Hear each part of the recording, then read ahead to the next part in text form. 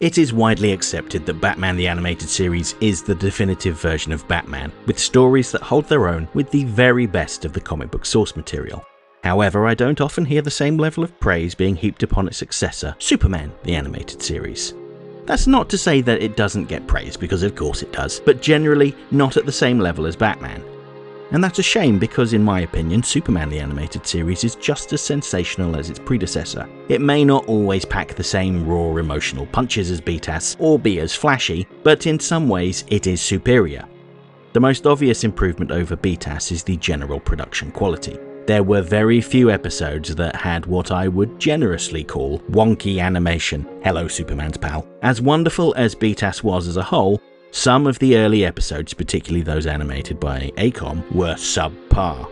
Superman is more consistent. Granted, it had a simplified art style, so it was harder for the animation studios to make mistakes, but the overall animation quality was higher.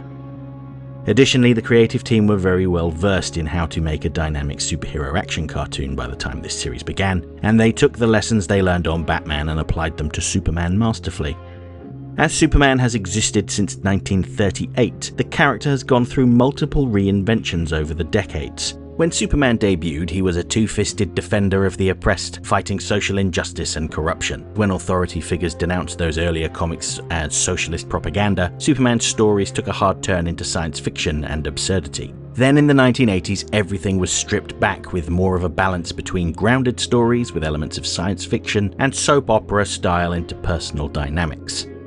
And this is the era in which Superman the Animated Series was created, and I have to say that the creative team did a wonderful job of honouring all of these periods, blending them together seamlessly. Every era has its champions and its critics, but STAS found a way to honour them all. You had stories like The Late Mr. Kent and Absolute Power, that represented the social justice stories of the 1930s and 40s. Episodes like Monkey Fun and Mixier's Pixelated that fully embraced the Silver Age silliness. And then episodes like My Girl and Target that dealt with the soap opera-like interactions of the 80s and 90s. What's more, all of these different genres existed cohesively in the same universe without ever feeling forced. This balance of tones laid the foundations for something even bolder, expanding Superman's world beyond Metropolis and into the cosmic. That's where Jack Kirby's Fourth World comes in. Superman had only had a loose connection to the New Gods in Kirby's work. Many of the characters made their debuts in the pages of Superman's pal Jimmy Olsen before getting their own separate series, but they managed to weave him into the story smoothly. Darkseid had been a recurring villain in the Super Friends in its later incarnations, but the restrictive rules on what could and couldn't be shown in kids' TV shows of the 1980s meant that it all had to be watered down. Darkseid spent much of his time in that show trying to capture Wonder Woman, but in the comics and Superman the Animated Series by extension, his motivations were far more sophisticated. Darkseid was the embodiment of all that is evil in the universe, a brutal authoritarian that ruled his homeworld of Apokolips with an iron fist, but that was not enough for him. He sought the anti-life equation, which would grant him the ability to remove free will from the universe, bringing every living being under his control. Free will, Darkseid argued, was chaotic and responsible for everything wrong in the universe. Under his control there would be structure and order, or at least what he considered to be structure and order. And he was perfectly adapted in STAS. Some elements were streamlined. For instance, the solution to the anti-life equation was said to reside inside of human beings in the comics, hence his obsession with Earth. But STAS stripped that out entirely. Ultimately, the core concept remained in its purest form. This thought process extended beyond tone and story structure. It was at the heart of how the show adapted its characters too. For as much as these series were a love letter to the comic books, that doesn't mean that they slavishly adapted everything. One of the best things about the DC Animated Universe shows is how they enhanced the source material, particularly the villains. As they had done during BTAS, the writers looked at the original comic book stories, isolated what made these characters work, and dropped all of the convoluted and contrived elements. This formed their own distinct identity that was still reverential to the source material, which they clearly demonstrated in the very first episode, The Last Son of Krypton Part 1. I have already done an entire video about that 3-part story and how it was the perfect origin story for Superman. Go check that out if you haven't already, I've linked to it in the info button in the top right corner. But this first episode made a significant change to one of Superman's foes, Brainiac. In the comic books, he had been a green-skinned alien in impossibly short shorts, sometimes a biological being, sometimes a robot, who was obsessed with collecting bottled cities.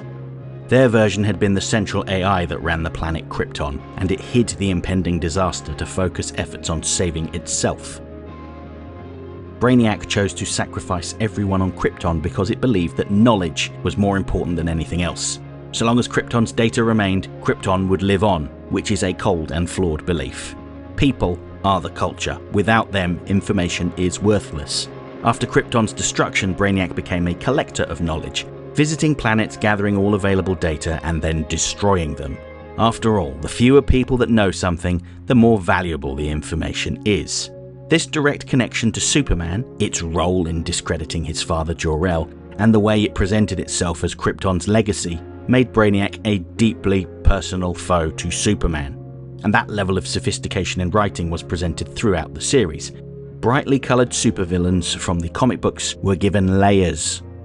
Metallo was a mercenary who became a victim of Lex Luthor's ambition, his mind transferred into a robotic body under false pretenses, and driven mad by the total loss of touch, taste and sensation. He was locked in a body he couldn't feel. Toyman, once a toy-obsessed weirdo, was now a lonely orphan that just wanted someone to care about him. He wore a porcelain mask to ensure that he would always be smiling, no matter how sad he was. The Parasite was a weak little nobody who was tired of being pushed around. Once he gained the ability to drain energy from people through physical contact, he wouldn't take no for an answer. Jack Kirby, a weedy scientist in the comics, was crossed with General Zod and reimagined as the ruthless dictator that let other people do all the hard work for him. But it wasn't just the classics who got a facelift. The creative team also gave us brand new characters, one so strong that they didn't stay in the animated universe for long. Mercy Graves, Lex Luthor's bodyguard and confidant. Marla, Jack Kirby's right-hand woman. Livewire, the obnoxious electric-based metahuman. And Volcana, the sultry pyrokinetic, were all created for this show and have been used in other forms of media, including the comic books. And I think that this is a key point that cements this show's status. STAS didn't just draw from the Superman mythos, it added to it. Similarly, the stories themselves dealt with rich emotional themes in a mature way. For instance, The Late Mr. Kent, which deals with Superman investigating the case of a man who was wrongly convicted of murder and sent to death row. You could be forgiven for thinking of that episode as being staunchly against the death penalty, but at the same time, when the real killer is caught and executed, it's presented as justice. The episode didn't moralise or tell us what our opinions should be. Instead, it tells us a story and lets us make up our own minds. Episodes like that showed us just how nuanced the series could be, and the narrative maturity carried over into how the show built its universe. While Batman the Animated Series may have been the start of the DC animated universe, at the time, they had no intention of building an expansive universe of characters. Hell, most of the episodes didn't even take place in sequential order. They were practically allergic to continuity. But Superman the Animated Series was different. It expanded the DC animated universe by bringing in characters like Green Lantern, Aquaman, Lobo, The Flash, the New Gods and Dr. Fate. As much as I love BTAS, and I always will, certain kinds of stories just wouldn't fit in the world that they had built. There was very little room for the supernatural or stories set in outer space. Superman broadened the horizon and paved the way for the eventual Justice League series. In fact, several key story arcs in Justice League and Justice League Unlimited trace their origins right back to Superman the Animated Series. I know that there will be some people that prefer other takes on Superman, particularly the Christopher Reeve version. We all have our own personal preferences, that's fine. And I agree that the 70s films were influential. Reeve gave us the feeling of Superman in a way no actor had before, or arguably since. And who doesn't know John Williams' theme tune? But it was still a product of its time, focused largely on romantic idealism and Cold War era heroics. It captured Superman's warmth, but it lacked the broader moral and thematic range of the animated series. And there Clark Kent, the reporter, was a caricature rather than a person. Similarly, the films only paid lip service to his Kryptonian heritage and underutilised his expansive rogues gallery. And actually, that's a criticism we can direct at most live-action Superman films. It's almost always Superman versus Lex Luthor or General Zod. STAS had the luxury of dozens of 20-minute episodes, sure, but they made good use of every second they had. So while other versions may have defined their own eras, STAS defined the character across eras, and that's an important distinction to make. If Batman the Animated Series was the blueprint, then Superman the Animated Series was the scaffolding, the essential framework that allowed the DC animated universe to grow, connect, and evolve into something truly legendary. It brought together decades of comic book history, the Golden Age grit, the Silver Age strangeness, and the Modern Age complexity, and honoured them all without ever losing its own identity. It introduced a new generation to Superman, not just as a powerhouse or as an icon, but as a man of conscience, intellect, and compassion. It wasn't afraid to be sincere, it wasn't afraid to be weird, and it was never afraid to be thoughtful. Through Brainiac, Darkseid, all of its rogues, its allies, its quiet moments, and its epic battles, the show captured something essential about Superman, that strength without empathy is meaningless, and that the greatest hero in the universe isn't the one who hits the hardest, but it's the one who chooses to care. In the end, Superman the Animated Series didn't just live in the shadow of Batman the Animated Series, it stood beside it, and in many ways it helped the DCAU soar beyond what anyone expected. Okay, that's it for this week's essay. If you liked the video, don't forget to like, share, subscribe, leave a comment, tell all your friends about me. You know how YouTube works. If you really enjoyed the video and have the means, please consider making use of the thanks button to send a buck or two my way, because every little helps.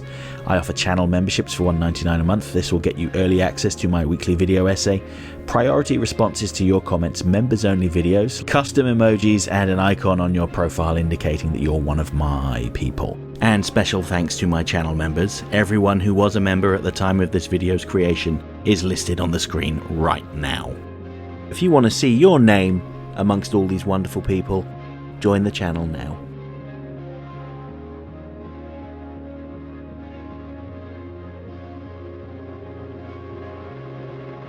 Next time.